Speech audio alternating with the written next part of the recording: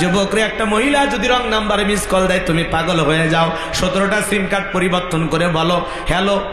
মেয়েটা বলে ভাই ভুল করে কল দিয়েছি। বলে না, কেন ভুল করে কল দিলা? নিভানো আগুন কেন জ্বালাইলা? এখন ভালোবাসা দিবা কিনা বলো। কথা কয় না, তোর কণ্ঠ শুনে পাগল হয়ে গেলাম। এক মহিলা রাত 3:30টার পরে কুড়িগ্রাম থেকে আমারে কল দিয়ে বলে হ্যালো তুমি কে সোহেল? আমি তখন বললাম না আমি একটা হুজুর মানুষ। কয় ঢং করো না, রাত চলে গেলে আফসোস করবা। ও কি তাহাজ্জুদ পড়ার জন্য ডাকতেছে? কথা ঘন নাকি আপনারা? আজকে যুব সমাজকে নষ্ট করছে এই মোবাইল। সারা রাত মোবাইল অশ্লীল উল্টাপাল্টা ভিডিও দেখে, ঘরের দরজা লাগায় একা একা মোবাইলে ভিডিও দেখে আর বলেন আছে না নাই? মোবাইলের ওজন কম, কিন্তু মোবাইলের মাধ্যমে পাপের ওজনটা অনেক বেশি। বিয়ের আগে ছেলে মেয়ের হাতে টাচ মোবাইল কিনে দেওয়া যাবে? এই মোবাইলের মাধ্যমে ওরা সব শেষ করলো। অনলাইনে জুয়া খেলে, ফ্রি ফায়ার, পাবজি বাবজি সাসাজি ভাতিজি কত গেম খেলে। কথা কয় না কেন? মোবাইলে উল্টাপাল্টা ভিডিও দেখে, সারা রাত জেগে আছে না নাই? পরিমণি জামিনে মুক্তি পাইছে আর বলে কি সুন্দর সাইজে গেছে রে। কথা কয় না কেন? যুবকের ঘুম হারাম আছে না নাই? উল্টাপাল্টা ভিডিও দেখে, নায়ক নায়িকার গান বাজনা শ্রবণ করে, দেশি বিদেশি সব গান বাজনা ওদের মুখস্থ, নায়িকার নাম মুখস্থ আছে। কিন্তু বাজান গো আমার, এখনই যদি স্যার খলিফার নাম জানতে চাওয়া হয় অনেক ছেলে বলতে পারবে না, কিন্তু 50টা নায়কের নাম বলতে পারবে। এই হলো সমাজের অবস্থা। এদের সবচাইতে বড় ভাইরাস হলো মোবাইল। কথা কন, কথা কন। আমি কি একটু বলবো? রাগ করবেন না। দেশে মোবাইল আইছে, চিঠি বন্ধ হইয়াছে, দিওয়ানা বানাইছে, ভোলা মাইয়ার মনের কথা ভাসে বাতাসে। দেখো ভোলা পানের মন বাদা ফেসবুকে এখন, মোবাইলে চ্যাটিং কইরা কাটায় সারাক্ষণ। এই মোবাইল পাইয়া দেখো মদনের মাইয়া কি কাণ্ড ঘটাইছে, স্বামী সংসার রাইখা নাকি পলাইয়া গেছে। সে যে স্বামী সন্তান রাইখা নাকি পালাইয়া গেছে। 2 বাচ্চার মা, 4 বাচ্চার মা পরকীয়া প্রেম করে স্বামী রাইখা সন্তান রাইখা আর একটা পুরুষের হাত ধরে পালিয়ে যায়। যে নারী স্বামী সন্তান রেখে আর একটা পুরুষের হাত ধরে পালিয়ে যায়, ওটা নারী না, ওটা ডাইনি, ওটা পাশানি, কান লাগিনি, বিশ্বাসঘাতক নারী। ওটা হলো নারী জাতির কলঙ্ক। কেমনে পারলা বোন, কেমনে পারলা মা, স্বামী রাইখা সন্তান রেখে আর একটা পুরুষের হাত ধরতে কেমনে পারলা? কথা বল না। এই পরকের অভিশাপে হাজারো পরিবার ধ্বংস। এক হাতে তালি বাজে, 2 হাত লাগে। তার মানে খালি নারীদের দোষ দিয়ে লাভ নাই, পুরুষের দোষ আছে। একটা মহিলার সন্তান আছে, স্বামী আছে, তার দিকে কেমনি নজর যায়? তোমার বোনের দিকে যদি কেউ নজর দেয় মেনে নিবা? তোমার বইয়ের দিকে, তোমার মায়ের দিকে? তো ওই মহিলা কারো না কারো বোন, কারো না কারো স্ত্রী, কারো না কারো মা, কারো না কারো ফুফু, কারো না কারো ফুফু খাল। কথা কর না, ভালো হয়ে যায়। দুনিয়াতে অনেক নারী আছে, বিয়ে হচ্ছে না, যা বেটা বিয়ে কর। বিয়ে হয়েছে, স্বামী আছে, সেই মহিলার সাথে সম্পর্ক, পরকীয়া, অভিশাপ, ভাইরাস। করোনা ভাইরাসের চাইতে পরকীয়ার ভাইরাস বেশি খারাপ।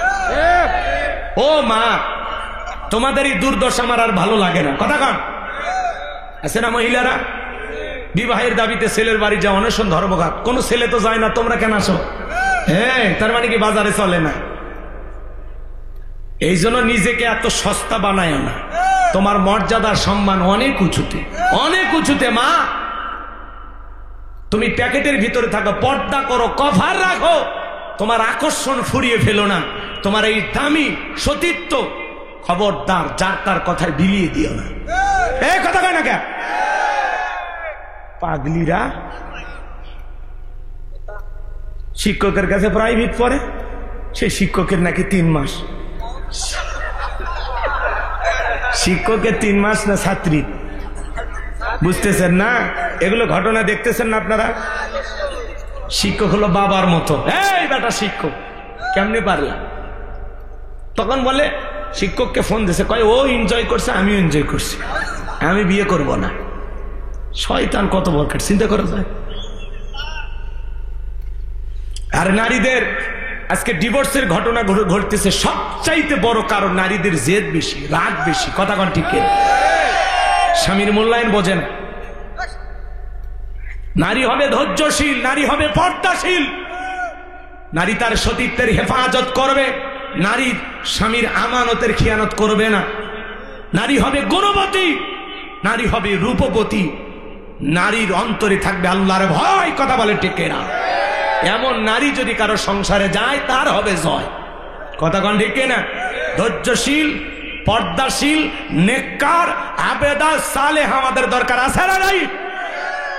ছেলে পাওয়া গেছে মডার্ন বিউটি পার্লারে যায় সাজুগুজু করে, বুড়ো ফ্লাক করে। কথা কয় না কে? রাগ করতেছেন? কি করে? বুড়ো ফ্লাক করে, চিকন করে নিয়ে আসে, দেখতে একেবারে ডাইনি মতো লাগে। আল্লাহর দেয়া সৌন্দর্য আবার বিকৃতি করে। কথা কয় না কে? নারীদের যত ওয়াজ করবেন তত সমস্যা। রাগ করেন নাকি আপনার? এ যুগের নারীদের ধরন বলিতে লাগে শরম, এ যুগের নারীদের ধরন বলিতে লাগে শরম। সকালবেলা বোরকা পরে, বিকেল বেলা ওড়না নাই। দাদা ভাই ডিজিটাল যুগ বুঝি এটাই, ওরে দাদা ভাই ডিজিটাল দেশ বুঝি এটাই। আরে নারী হলো ঘরের শোভা, স্বামীর সেবা করে। উল্টো দেখি নারী এখন স্বামী ধইরা মারে। এ বইয়ের পিটন কারা খাচ্ছেন? হাত তোলেন তো ভাই। কেউ খাননি আপনারা?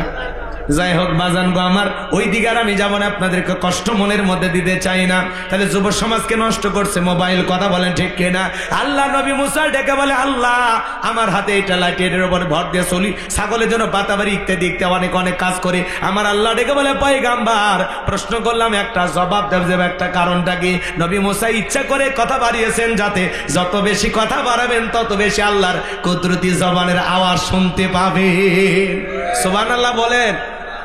এইবার আমার আল্লাহ তাআলা ডেকে বলেন, ক্বালা আলকিহা ইয়া মূসা, মূসা রে তোমার হাতের লাঠিটা এবার ফেলে দাও। ফাআলকাহা ফাইযা হিয়া হাইয়াতুন তাসআ, লাঠিটা নিক্ষেপ করা মাত্র হয়ে গেল বিশাল বড় একটা সাপ। মূসা নবী বলে, বাপ রে বাপ, এ যে জাতের সাপ, আমার বংশ করে দিবে সাপ। পয়গম্বর ডরে ভয়ে জোরে দৌড়াইতে লাগলেন। আল্লাহ তাআলা তখন ডেকে বলেন, ক্বালা খুযহা ওয়ালা তাখাফ সানুঈদুহা সিরাতাহাল উলা। ও নবী মুসা ভয় পেও না, আমি আল্লাহ লাঠিকে সাপ বানাইলাম, আবার সাপের দিকে হাত বাড়াও, পূর্বের মতো লাঠি বানায় দেব। বলুন সুবহানাল্লাহ। নবী মুসা ভয়ে ভয়ে যখন সাপটা ধরতে গেছে, আবারও কি হয়ে গেছে? লাঠি। এটা হলো আল্লাহর দেয়া মুজিজা। সুবহানাল্লাহ বল।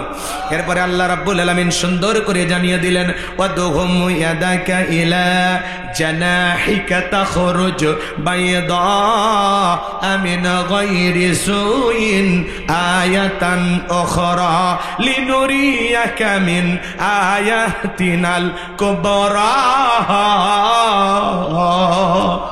আল্লাহ ডেকে বলে, পয়গাম্বার ডান হাতটা বগলের নিচে ঢোকাও, ওখান থেকে বের করো, কোন দোষ ছাড়াই ধবধবে উজ্জ্বল সাদা চমৎকার দেখাবো। এই যে কুদরতের দুইটা নিদর্শন দান করলাম, দুইটা মুজিজা তোমাকে দান করলাম। এইবার তোমার দায়িত্ব হলো, ইযহাব ইলা ফিরআউনা ইন্নাহু তাগা, যাও ফিরাউনের নিকট চলে যাও। ফিরাউন সীমা লঙ্ঘন করেছে। যা বলে, ফিরাউন রে তোর বানানো আইন দিয়ে মিশরে চলবে না, এখন থেকে মিশর পরিচালনা হবে আল্লাহর আইন দিয়া। আলালাহুল খালকু ওয়াল আম, সৃষ্টি যার, আইন চলবে তার। আল্লাহ রাব্বুল আলামিন নবুয়ত দান করে পাঠায়া দিলেন দেশের নিয়া তার কাছে। আল্লাহু আকবার কোন? দাওয়াত দিলে বড়র কাছে আগে যাওয়া লাগবে। শোনেন শোনেন শোনেন, এ ভাই, এ চাচা চাচা, এই যে 12টা বাজতে আর আধা ঘন্টা আসে, এর মধ্যে আলোচনা শেষ হয়েছে। ওটা ভাষা করবেন না। ফিরাউনকে ক্ষমতার চেয়ারে বসাইছি, নামাবো না। ওর ক্ষমতার চেয়ার থেকে নামিয়ে পতন করাইয়া ফাইনাল খেলা খেলে বাড়ি যাবো। দিল লাগে তাকবীর। ওটা ভাষা করেন না। আধা ঘন্টা সময় দেন, মজা পাবেন ইনশাল্লাহ। সামনে যাই, এখন খালি কোরআন আর কোরআন। সুবহানাল্লাহ। মজা লাগে না বাজান? এইবার নবী মুসা ডেকে বলে, আল্লাহ আপনি কি ভুলে গেছেন আমি ফিরাউনের দরবারে মার্ডার কেসের আসামি, গেলেই তো ফাঁসি দিয়ে মারবে।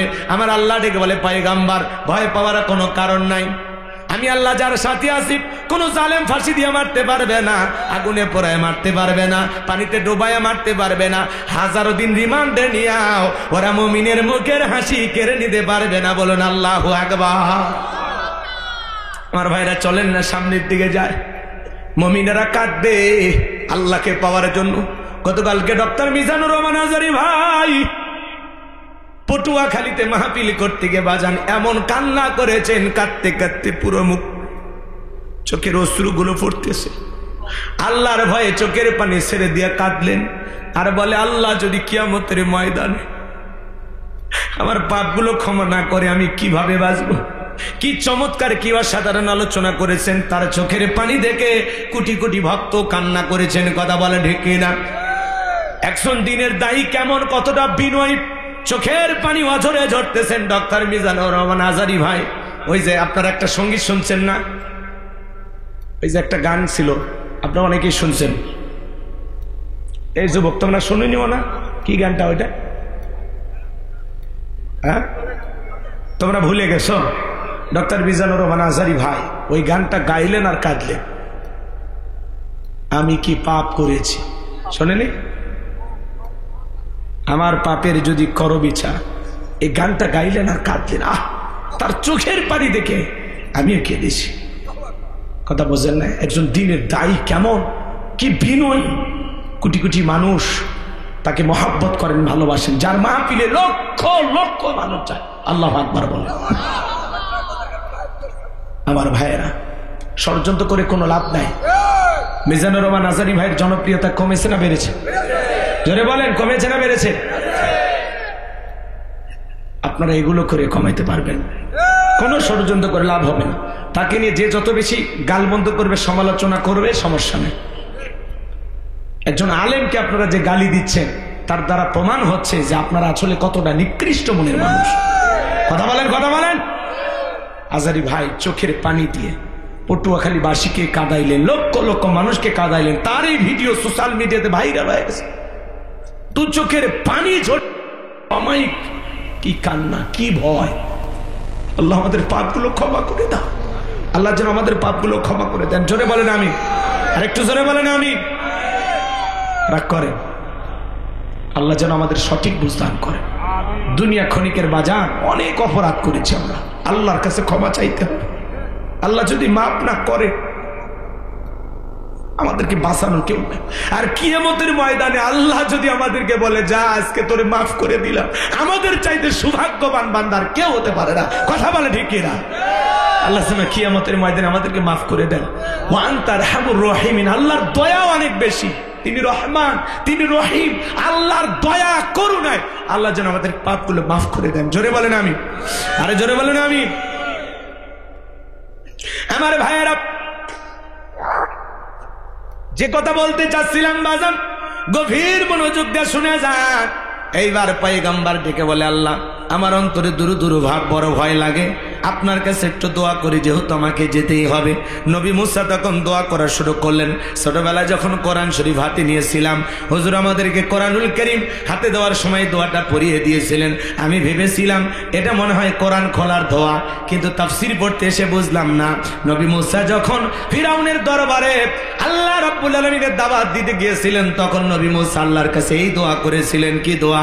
সকলে জবান ছেড়ে বলুন, ক্বালা রাব্বি ইশরাহ লি সাদরি ওয়া ইয়াসসির লি আমরি ওয়াহলুল উকদাতাম মিন লিসানি ইয়াফকাহু কওলি ওয়াজআল লি ওয়াজিরাম মিন আহলি হারুনা আখি। আল্লাহু আকবার। আল্লাহকে ডেকে বলেন, আল্লাহ আমার বক্ষকে প্রশস্ত করে দাও, আমার কাজকে সহজ করে দাও, জিহ্বার জড়তাকে দূর করে দাও, যাতে সহজে আমার কথা মানুষ বুঝতে পারে। আর আমার পরিবারের মধ্য থেকে আমার ভাই হারুনকে আপনি নবুয়ত দান করেন। আল্লাহ ডেকে বলে, পয়গম্বর যাও, দোয়াকে মঞ্জুর করা হলো। তুমি এবং তোমার ভাই হারুনকে আমি আল্লাহ তোমার দোয়ার কারণে নবী বানায় দিলাম। বলুন সুবহানাল্লাহ। এইবার নবী মুসা আলাইহিস সালাম তার ভাই হারুন আলাইহিস সালামকে সঙ্গে নিয়ে ফিরাউনের দরবারে চলে আসলেন আর সুন্দর করে দাওয়াত দিলেন। আল্লাহ সেই কথা জানিয়ে দিলেন, ওয়াকালা মুসা ইয়া ফিরআউন ইন্নী রাসূলুম মির রাব্বিল আলামিন নবী মুসা আলাইহিস সালাম ডেকে বলেন, হে ফিরাউন, আমি বিশ্ব রবের পাঠানো একজন রাসূল, আল্লাহর সম্বন্ধে সত্য ছাড়া মিথ্যা কিছু বলবো না। আর শুনে নাও, জেনে নাও, বনি ইসরাঈলদেরকে মুক্ত করে আমার সাথে দিতে দাও। ফিরাউন তখন ডেকে বলে, ক্বালা ইন কুনতা জিতা বিআয়াতিন ফাআতি বিহা ইন কুনতা মিনাস সাদিকিন। ফিরাউন তখন ডেকে বলে, সত্যি যদি তুমি তোমার দাবিতে একজন নবী হয়ে থাকো, তাহলে তোমার কাছে যদি স্পষ্ট দলিল বা প্রমাণ কোনো কিছু থেকে থাকে, সেটা তুমি আমাদের সামনে হাজির করো। যদি তুমি তোমার দাবিতে সত্যবাদী হয়ে থাকো, তুমি যে নবী মুসা, আমরা কেমনে বুঝবো কি আছে তোমার কাছে? নবী বলে দাবি করতেছো, প্রমাণ দেখাও, প্রমাণ দেখাও। নবী মুসার কাছে দুইটা প্রমাণ আছে। এক নাম্বার প্রমাণ হলো লাঠিটা ফেলে দিলেন, হয়ে গেল বিশাল বড় সাপ। আল্লাহু আকবার বল। আর বগল নিচে থেকে হাত বের করলেন, হয়ে গেল ধবধবে উজ্জ্বল সাদা চমৎকার দৃশ্য। দেখার পরে ফিরাউনের সমস্ত লোকেরা ডেকে বলে, ক্বালাল মালাউ মিন কওমি ফিরআউনা ইন্না হাযা লাসাহিরুন আলীম। ফিরাউনের দলবল এমপি মন্ত্রী ডেকে বলে, এই ছেলেটা নিঃসন্দেহে মস্ত বড় জাদুকর। নবী মুসা দেখায় মজাজা, আর জালেমেরা বলে জাদু, কারণ ওই দেশে জাদুর ব্যাপক প্রচার প্রসার ছিল। এইবার ফিরাউন ডেকে বলে, শোনো, এই ছেলের বিরুদ্ধে কি সিদ্ধান্ত নেওয়া যায় তোমরাই বলো। ফিরাউনের পার্লামেন্টে তখন সিদ্ধান্ত নেওয়া হলো, শোনো, ও যেহেতু জাদু দেখাইছে, আজকের মতো ওকে ছেড়ে দাও, আর শহর বন্দরে খবর পাঠায়া দাও, তু বিকুল্লি সাহিরিন আলিম। শহর থেকে দক্ষতা সম্পন্ন জাদুঘর, অভিজ্ঞতা সম্পন্ন বড় বড় জাদুঘরদেরকে ফিরাউনের দরবারে নিয়ে আসা হলো। আর নির্দিষ্ট একটা দিন বলে দেওয়া হলো, সেই দিন হবে সেমিফাইনাল খেলা। সমস্ত জাদুঘররা ফিরাউনের দরবারে উপস্থিত হওয়ার পরে ডেকে বলে, নেতা, আমরা যদি আপনার শত্রু মুসাকে পরাজিত করতে পারি, আপনি আমাদেরকে কি পুরস্কার দিবেন? আমাদের বেনিফিটটা কি, লাভটা কি? ফিরাউন তখন পুরস্কার ঘোষণা করে বলে, ক্বালা নাআম ওয়া ইন্নাকুম লামিনাল মুকাররাবিন। ডেকে বলে, তোমাদের পুরস্কার হলো তোমরা সবাই হবে আমার নিকটতম ব্যক্তি। এই দরবার হবে তোমাদের বসবাসের জায়গা। যারা ফুটপাতে খেলাধুলা দেখায়, ওরা যদি রাজ দরবারে জায়গা পায়, আর কিছু লাগে? কথা কয় না কেন? নেতা যদি বলে তুমি আমার লোক, আর কিছু লাগে? তাহলে নেতার কথায় রাতকে দিন করা যায়, নিরপরাধ আলেম ওলামাদেরকে জেলখানায় বন্দি করা যায়। কথা বলেন না কেন? ক্রস ফায়ার দিয়ে মারা যায়, মিথ্যা মামলা দিয়ে ফাঁসানো যায়। কথা বলেন ঠিক কিনা? কারণ এটা কার লোক? নেতার লোক। কথা কম ভাই, বেটা কি যে রাগ করতেছেন মনে হয় আপনারা। আমার ভাইরা গভীর মনোযোগ দিয়ে শুনবেন বাজান। আমি গুনাহগার যে কথা বলতে চাচ্ছিলাম, হৃদয়ের কান পেতে কথাগুলো শুনে যান। জাদুঘরে ডেকে বলে, নেতা আপনি থাকেন, এইবার ফাইনাল খেলা শুরু হয়ে গেল, সেমিফাইনাল। বাজান গো আমার, হাজার হাজার দর্শক আসছে খেলা দেখার জন্য। সমস্ত জাদুঘরে ডেকে বলে, ও নবী মুসা, জাদুর তন্ত্র মন্ত্র বান আগে আমরাই নিক্ষেপ করব না তুমি আগে নিক্ষেপ করবা? নবী মুসা ডেকে বলে, ওস্তাদের মার শেষ রাতে তোমরা তোমাদের খেলা দেখাও। এইবার তারা জাদুর বান নিক্ষেপ করতে লাগলো। জাদু দেখায়, বোঝেন না? জাদু করা জাদু দেখায় না?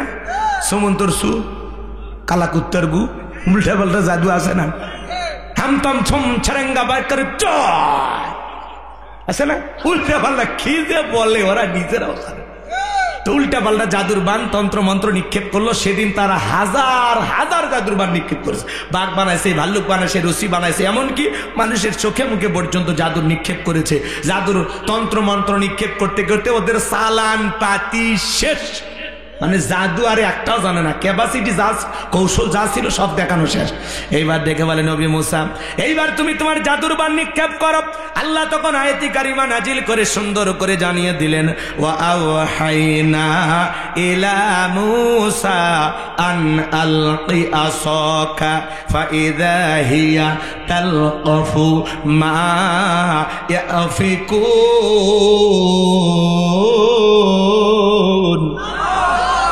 আল্লাহ ওহীর মাধ্যমে জানিয়ে দিলেন, ও নবী মুসা, তোমার হাতের লাঠিটা ছেড়ে দিয়ে খেলা তুমি দেখো। নবী মুসা হাতের লাঠিটা ধরেছিলেন, আল্লাহর ওয়াদার পায়ে লাঠিটা নিক্ষেপ করলেন, হয়ে গেল বিশাল বড় সাপ। যেই সাপের ঠোঁটটা নিচুতে, ওপরের ঠোঁটটা 80 ফিট উঁচুতে, সমস্ত জাদুর বানগুলো এক নিঃশ্বাসে খায়া ফিরাউনকে ডেকে বলে, ফিরাউন রে আরো কি তোর জাদু আছে? এই দৃশ্য দেখে ফিরাউনের পেছনে রাস্তা দিয়ে গরম হাওয়া বের হয়ে গেছে। আর সমস্ত জাদুকররা বুঝতে পেরেছে নবী মুসা যেটা দেখালো এটা জাদু না, এটা হলো জাদুর দাদু। জোরে কোন মারহাবা। ডাক্তার ডাক্তার চেনে, বক্তা বক্তা চেনে, আলেম আলেম চেনে, শিক্ষক শিক্ষক চেনে, নেতা নেতা চেনে, দালাল দালাল চেনে, স্বর্ণকার স্বর্ণকারকে চেনে। এক কথায় যে যে কাজের কাজই দেখে বলে আমিও যা তুমিও তাই। পুকুরে দুই পারে দুইজন রাতের বেলায় পানি নাড়াইতেছে, এই পারে চোর শিং কাটে কাদো মাটি ধুইতেছে, আর মনে করতেছে ওই পাশে মনে আর একটা চোরও ধুইতেছে, আর এই পাশে আল্লাহর একজন বান্দা হুজু করতেছে তাহাজ্জুদের, ও মনে করতেছে ওই পাশে যে পানি নড়তেছে মনে হয় ওইজন আর একজন তাহাজ্জুদের হুজু করতেছে। এক কথায় যাই যে কাজ করে তার পরিকল্পনাটাই কথায় না।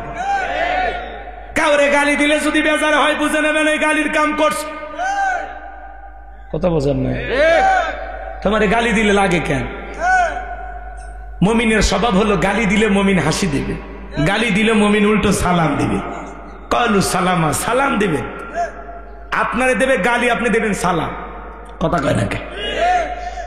শত্রুর সাথে শত্রুতা করে কখনো পেরে ওঠা যায় না, মাঝে মাঝে শত্রুকে ছাড় দিতে হয়। কথা বলে ঠিক না? আমরা অনেকে বলে আমরা হারিয়ে যাই না, হারিয়ে যাই না।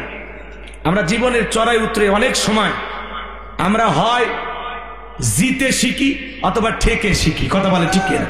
কিন্তু আমরা কখনো হারি না। কথা বলে ঠিক না? আসুন, আমরা হারবো না, আমরা হারতে জানি না। হয় আমরা জিততে মাঠে নামি, আর না হয় সেখান থেকে কিছু শিখে মাঠ ছাড়ি। কি কথা ক্লিয়ার না ভেজাল আছে? চলেন ফাইনাল খেলা যাই, মজা পাবেন। এইবার জাদুকররা কি করল? ওয়া উলকিয়াস সাহারাতু সাজিদিন, সমস্ত জাদুকররা সিজদায় মাথা নত করল এবং ঘোষণা দিল, ক্বালু আমান্না বিরাব্বিল আলামিন। তারা বলল আমরা বিশ্বের রবের প্রতি ঈমান আনলাম, রব্বি মুসা ওয়া হারুন, যিনি মুসা এবং হারুনের রব প্রতিপালক। বলুন আল্লাহু আকবার। ফিরাউন ডেকে বলে, আমার অনুমতি ছাড়া ঈমান গ্রহণ করলাম, সাহস তো কম নয়, আমি বলার আগে কেন ঈমান গ্রহণ করলা? এই কথা বলে ফিরাউন তখন হুমকি ধমকি দিয়ে ডেকে বলে, শোনো, আমি তোমাদের শুলিতে চড়াবো, ফাঁসি দিয়ে মারবো, তোমাদেরকে আমি হত্যা করব। নতুন ঈমানদার যারা এই মাত্র কালেমা পড়ে মুসলমান হলো, ওরা তখন ডেকে বলে, ফিরাউন রে, তোর মতো জালেমের পক্ষে সাফাই গিয়ে মরার চাইতে, তোর মতো জালেমের চামচা হয়ে মরার চাইতে ঈমান গ্রহণ করে মরাই ভালো। মরা যেহেতু লাগবে, ঈমান এনেই মরবো। সুবহানাল্লাহ বলে। এইবার ভাইয়েরা আমার, চতুর্দিক দিয়ে দিন দিন মুসলমানের সংখ্যা বৃদ্ধি হতে লাগলো। ফিরাউনের আর সহ্য হয় না, মনে করে এত মুসলমান হয়ে গেলে ক্ষমতার চেয়ারটা আর বুঝি থাকবে না। কথা বোঝেন নাই মনে হয়? এই জমিনে ইসলাম কায়েম হয়ে গেলে ওদের বোতল খাওয়া হবে না, এই জন্য আল্লাহর আইন ওদের সহ্য হয় না। আজকে আপনারা দেখেছেন বাজান, একটা দৃশ্য দেখে ভালো লাগছে। বিএনপির মহাসচিব মির্জা ফখরুল ইসলাম গেছেন চরমনায়ের আমিরের কাছে, তাদের মধ্যে 10 দফার একটা চুক্তি হয়েছে, তিনি তাদের সাথে জোট বাঁধতে চান। বিএনপি আর চরমনায়ের মধ্যে কিছু আলাপচারিতা হয়েছে, তার মধ্যে বলা হয়েছে তারা যদি রাষ্ট্র ক্ষমতায় আসে জীবনে কোনোদিন কোরআন সুন্নাহ বিরোধী কোনো আইন পাশ করবে না। এই কথা কিন্তু আমরা বরাবরই শুনে আসতেছি, কিন্তু অনেক নেতাই যখন ক্ষমতার চেয়ারে বসে আল্লাহর আইন জমিনে চালু করে না, কোরআন সুন্নাহর বিরুদ্ধে উল্টো আইন পাশ করে। কথা বলেন ঠিক কিনা? শহীদ প্রেসিডেন্ট জিয়াউর রহমানকে আমরা ধন্যবাদ জানাই, আল্লাহর বান্দা সংবিধানে বিসমিল্লাহ ঢুকাইছে। কথা বলেন ঠিক কিনা? হাজীদের জন্য সৌদি আরবে কিসের বাগান লাগাইছে? নিম গাছের বাগান লাগাইছে।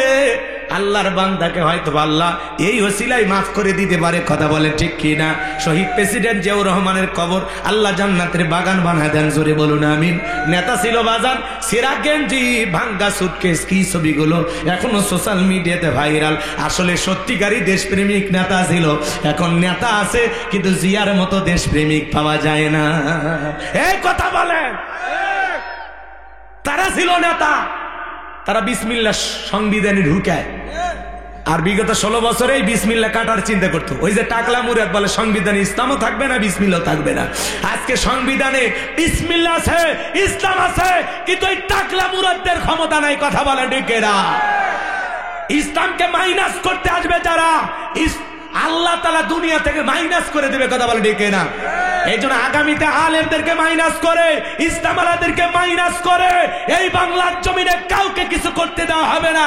কোরআন সুন্নাহর বিরুদ্ধে কোন আইন বাংলার পার্লামেন্টে পাস করতে দেওয়া হবে না, হবে না। কারা কারা রাজি হাত তুলে দেন।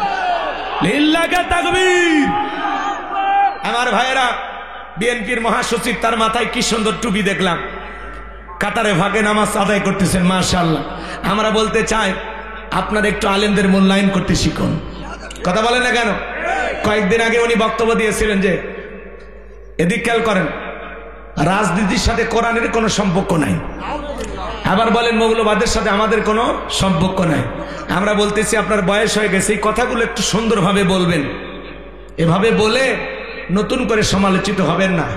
যারা বলবে কোরআনের সাথে রাজনীতির সম্পর্ক নাই, আমরা বলতে চাই কোরআনের সাথে হয়তো বা তাদেরই সম্পর্ক নাই। কথা বলে ঠিক কিনা?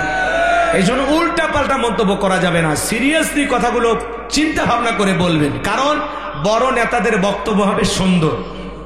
সবাইকে ভালোবেসে বুকে টানবেন, কাউকে মাইনাস করার পরিকল্পনা করবেন না। হিন্দু, বৌদ্ধ, খ্রিস্টান, মুসলমান সবাই মিলেমিশে গর্ব একটি দেশ, সেই দেশের নাম হলো বাংলাদেশ। আমরা শান্তির বাংলাদেশ চাই। কথা বলে ঠিক কিনা? দলমত নির্বিশেষে একটা নতুন বাংলাদেশ আমরা প্রতিষ্ঠিত করব। কথা বলে ঠিক কিনা?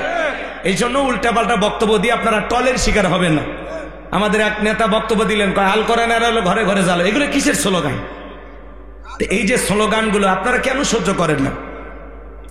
কিসে কে? যাক, সমস্যা নেই। আমরা কি সারা রাত ধরে ডাকবো নাকি? যা হয়েছে আলহামদুলিল্লাহ। শোনেন, মির্জা ফখরুল সাহেব মাথায় টুপি দিয়েছেন, ভাল লাগে নাই ভাই? আমরা দোয়া করি উনি যেহেতু মুসলমান, আল্লাহ যেন 5 ওয়াক্ত নামাজি বানায় দেন। জোরে বলেন আমিন। এবং ওনার মুখ দিয়ে যেন আলেমদের পক্ষে সুন্দর সুন্দর কথা আল্লাহ বের করে দেন। জোরে বলেন আমিন। উনি কিন্তু অনেক ত্যাগী একজন নেতা, দীর্ঘদিন ধরে রাজনীতি করতেছেন। বলা যায় এই দেশের অনেক পাকাপোক্ত একজন রাজনীতিবিদ। কথা বলেন ঠিক কিনা? এজন্য আমরা বলবো আপনাদের ভাষা হবে মার্জিত, সুন্দরভাবে। কাউকে কটাক্ষ করবেন না। ইসলামকে খাটো করতে গেলে, ইসলাম আলাদেরকে খাটো করতে গেলে হয়তো এক সময় আপনারা নিজেরাই খাটো হয়ে যাবেন। অতএব ইসলামকে অপমান করে কথা বলা যাবে না, ওলামা ইকরামদেরকে অপমান করে কথা বলা যাবে না। কথা বলে ঠিক কিনা? আমরা মুসলমান, আমাদের সংবিধান আল কোরআন, কোরআনের সাথে মুসলমানের সম্পর্ক থাকবে, এটাই স্বাভাবিক। কথা বলে ঠিক কিনা? কোরআন আছে যেখানে আমরা আছি, সেখানে ইসলাম আছে যেখানে আমরা আছি। লিল্লাহি তাকবীর। আমার ভাইয়েরা, এইবার ফাইনাল খেলা শুনে যান। এই যুবক, বসো বসো, এই ছেলেবেলে বসো বসো। 5 থেকে 7 মিনিটের মধ্যে মাহফিল শেষ হবে। সবাই বসেন। সবাইকে নিয়ে পাইকারি দরে মুনাজাত করা হবে। এই যে আমাদের আবু সাইদ ভাই সহ যে যুবকের আয়োজন করেছেন, কালেকশন মুক্ত মাহফিল। এরকম সুন্দর গোছানো মাহফিল পাওয়াই যায় না।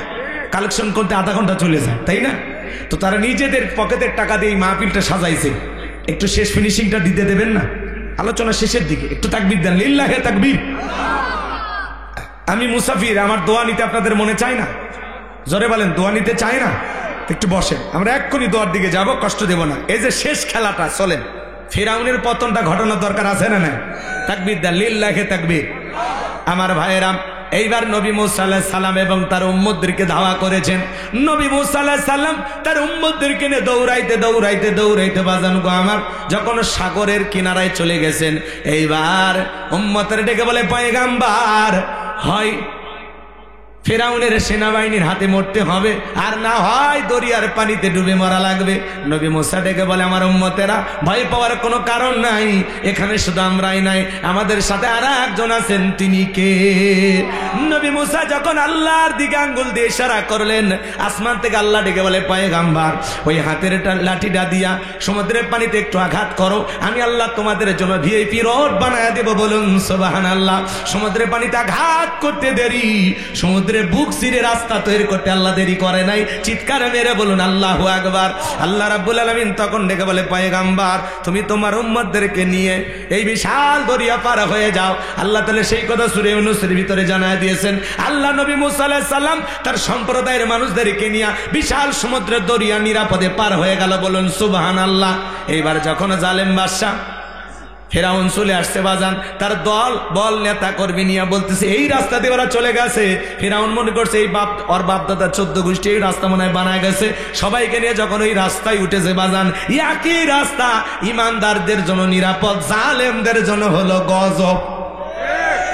এরা যখন দরিয়ার মধ্যবর্তী স্থানে চলে গেছে, বলেন তো বাজান পানি হুকুম মানে কার? আল্লাহ ডেকে বলে, সমুদ্রে পানি রে তুই তোর খেলা দেখা।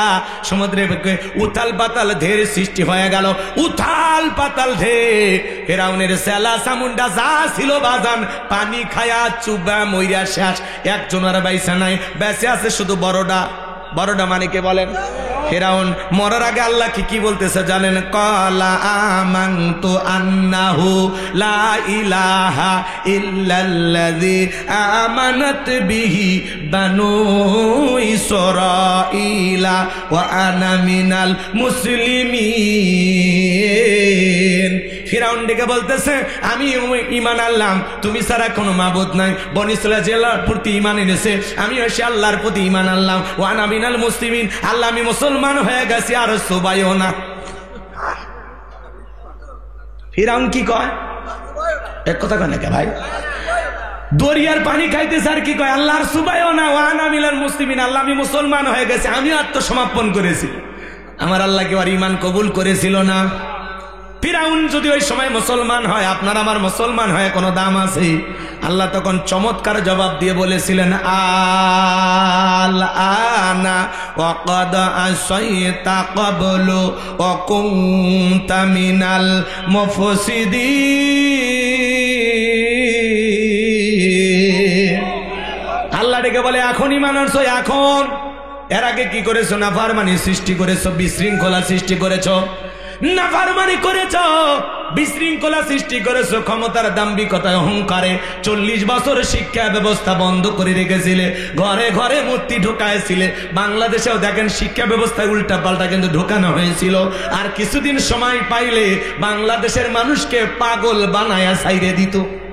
এ কথা কন, কথা কন, কি বলেন, কি বলেন?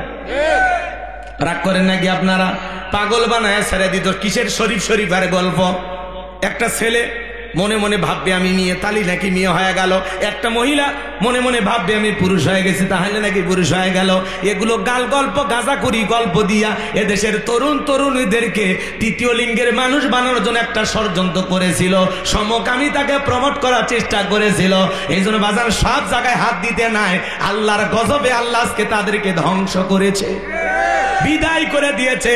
তাদের ক্ষমতার চটি মোটি আউট, সব পালিয়ে গেছে। কথা কয় না গো, আসেনি ভাগছি। কথা কয় না, কথা কয় না। সামনের দিকে যাই বাজান, আমি গুনাহগার যে কথা বলতে চাচ্ছিলাম। আল্লাহ ডেকে বলে, হে ফেরাউন, পাপের 16 কলা তোর পূর্ণ হয়ে গেছে, তোর বাড়ির দাসী আমি আল্লাহকে রব বলে স্বীকার করার কারণে গরম তেলে চোবাইয়া বিদায় করে দিয়েছো। তোমার স্ত্রী আমাকে রব বলে স্বীকার করার কারণে হাতে পায়ে পেরেক মারে হাজার নির্যাতন করে বিদায় করে দিয়েছো। মা বোন যারা আওয়াজ শুনতেছেন, মা, ফিরাউনের সংসার করে আসিয়া যদি জান্নাত দেখতে দেখতে মারা যায়, তোমার স্বামী কি ফিরাউনের চাইতেও খারাপ? অনেক মহিলার অভিযোগ, হুজুর আমার স্বামী ভালো না। কথা কয় না কে? স্বামী ভালো না?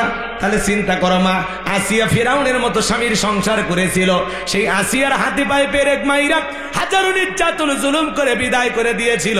আমার আল্লাহ ডেকে বলে, ফিরাউনের রে, আজকে আবার নবী মুসা এবং তার উম্মতদেরকে হত্যা করার পরিকল্পনা করে বিশাল দরিয়ার পাড়ি দিতে চাইতেছিলা। এইবার তোমাকে আর ছাড় দেওয়া যাবে না। ফিরাউন রে, তোর জীবনের খাতা আজকে ক্লোজ হয়ে যাবে।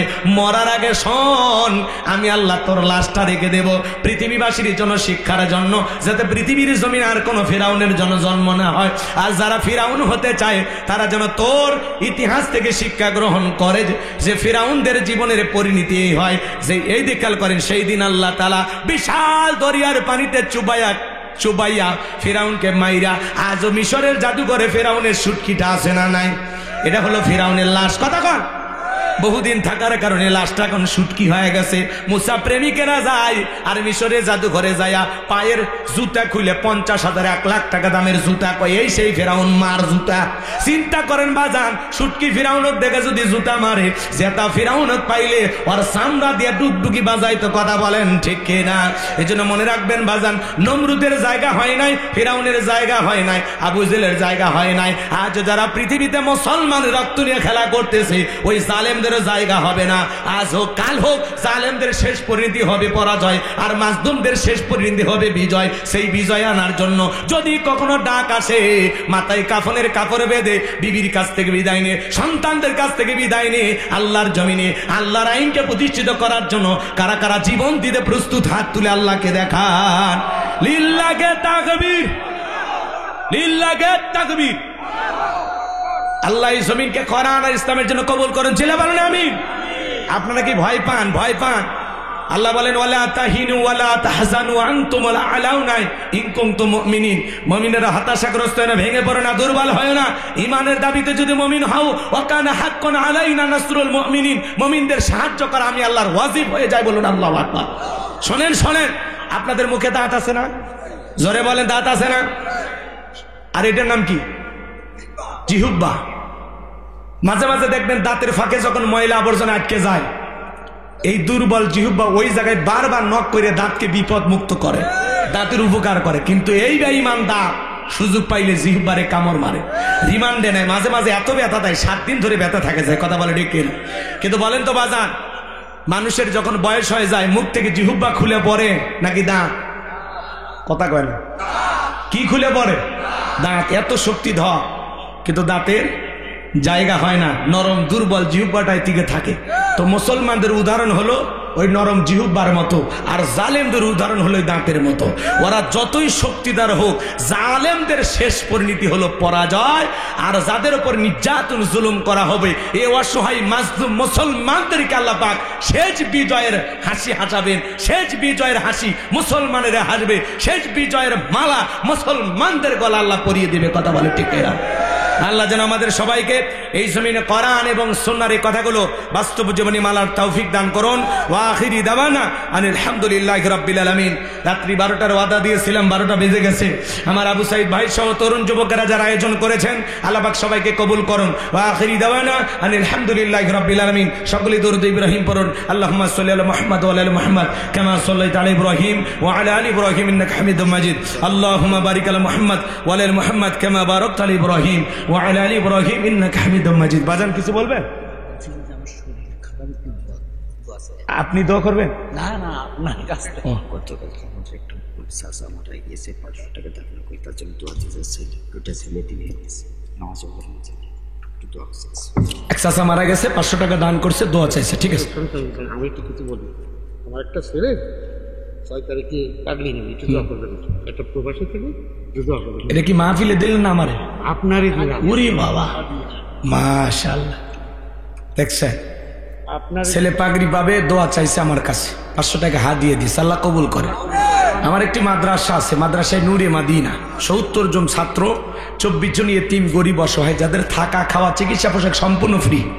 সারা দেশ থেকে যে হাদিয়া পাই মাদ্রাসাটা চালায়। পাশাপাশি মসজিদ বানাবো, একটা গণ কবরস্থান বানাবো। আল্লাহ যেন তার এই গোলামের স্বপ্নগুলো পূরণ করে দেন। জোরে বলেন আমিন। চলুন হাত তুলে দোয়া করি। আল্লাহুম্মা আমিন। রব্বানা যালামনা আনফুসানা ওয়া ইল্লাম তাগফির লানা ওয়া তারহামনা লানাকুনান্না মিনাল খাসিরিন। খোসালপুর চাপাতলা যুব সমাজ কর্তৃক আয়োজিত আজকের 3য় বার্ষিক তাফসীরুল কোরআন মাহফিলের শ্রদ্ধাভাজন সভাপতি জনাব আলহাজ চাঁদ আলী বিশ্বাস মাস্টার সাহেবকে আল্লাহ কবুল করে নাও। আল্লাহ তোমার গোলামের হায়াত বাড়ায় দাও। অসুস্থ দোয়া চেয়েছেন, আল্লাহ শেফায়ে কামিল আজেলা দান করো। আজকের মাহফিল আলোচনা করেছেন মাওলানা খালিদ সাইফুল্লাহ মিরাজ ভাইয়ের কণ্ঠকে দিনের জন্য কবুল করো। মাহফিল পরিচালনা মাওলানা আলমগীর হোসেনকে কবুল করো। আমার আবু সাইদ ভাই সব যে সমস্ত তরুণেরা যুবকেরা নিজেদের পকেটে টাকা খরচ করে 60 থেকে 65 জন যুবক এই সুন্দর আয়োজন করেছেন আল্লাহ, যুবকদের আয়োজন কবুল আর মঞ্জুর করে নেন। যে বাড়িতে খানা খাইলাম, বসলাম, ঘুমাইলাম, ওই বাড়ির উপর খাস রহমত বরকত নাজিল করেন। আমার আবু সাইদ ভাই বারবার মোবাইলে যোগাযোগ করেছেন, আল্লাহ তার শারীরিক মানসিক সুস্থতা দান করে দেন। আল্লাহ তার কলিজার টুকরা সন্তান, তার নিয়ে যে স্বপ্নগুলো দেখেছেন আল্লাহ তার সন্তানের স্বপ্নগুলো পূরণ করে দিও, তার ব্যবসায় তুমি বরকত দিয়ে দিও। হায় আল্লাহ তাআলা, আজকের মাহফিলে তাকায় দেখো কত দাড়ি পাকা মুরব্বীরা, যুবকের আলেম ওলামা হাত তুলেছে, পর্দানিশী মা বোনেরা হাত তুলেছে, ছোট ছোট মাসুম বাচ্চারা হাত তুলেছে। যার হাত দুখানা পছন্দ হয় সে হাতের বদলাত আজকের দোয়াকে কবুল আর মঞ্জুর করে নাও। আমরা যারা হাত তুলে ধরেছি মালিক, আমাদের অনেকের মা নাই, বাবা নাই, এতিম মা নাই, কবরে চলে গেছে। জনম দুঃখিনী মা বাবার কবরে আর সবটুকু পৌঁছায় দাও। মা বাবার কবরে জান্নাতের বাগান বানায় দাও। রব্বির হামহুমা কামা রব্বায়ানি সগীরা, রব্বির হামহুমা কামা রব্বায়ানি সগীরা। আমাদের আত্মীয় স্বজন পিতা মাতা যাদের বেঁচে আছে আল্লাহ হায়াত বাড়ায় দাও। যাদের পিতা মাতা আত্মীয় স্বজন কবরে চলে গেছে, এই খসাল পরে মাটির নিচে যত মানুষ সাইত আল্লাহ সবাইকে তুমি মাফ করে দাও। রাস্তার বারে বাসের যারে পুকুর পারে মসজিদের আশেপাশে যত কবরস্থান আল্লাহ সমস্ত কবরবাসীর কবরের আযাবগুলো মাফ করে দাও। কবরগুলো জান্নাতের বাগান বানায় দাও। আল্লাহ পিতা মাতা যাদের বেঁচে আছে হায়াত বাড়ায় দাও। কয়েকদিন আগে এই গ্রামের একজন মুরব্বী মারা গেছে, আবু সাইদ ভাইয়ের চাচা হয়, 500 টাকা দান করেছেন। আল্লাহ তোমার সেই গোলামের কবর তুমি জান্নাতের বাগান বানায় দাও। একজন বাবাজি ছেলে হাফিজে কোরআন হবে, মাথায় পাগড়ি নেবে, ভালোবেসে আমাকে 500 টাকা হাদিয়া দিয়েছে। আল্লাহ তোমার গোলামের এই ভালোবাসাকে তুমি কবুল করে নাও। আল্লাহ তার সন্তানটাকে জগৎ বিখ্যাত আলেম হাফেজ দ্বীনের দায়ী হিসেবে কবুল করে নাও। আল্লাহ তাআলা নাম না জানা অনেক মানুষ দোয়া চেয়েছেন, আল্লাহ কে কোন আশায় হাত তুলে ধরেছে আমি জানি না, যারা যা মনের বাসনা পূরণ করে দিও। আল্লাহ তাআলা আমরা যারা হাত তুলে ধরেছি গো মালিক, নফসের ধোকায় পড়ে, দুনিয়ার মহাব্বতে পড়ে, দিনের আলোতে রাতের আধারে গোপনে প্রকাশে অনেক গুনাহ করে ফেলেছি। আল্লাহ আমাদের সকলের তামাম জিন্দেগির গুনাহগুলো মাফ করে দাও। আল্লাহ তাআলা এমন জায়গায় বসে গুনাহ করেছি দুনিয়ার কেউ জানে না, তুমি জানো। আমাদের সকলের তামাম জিন্দেগির গুনাহগুলো মাফ করে দাও। যত গুনাহ করছি মা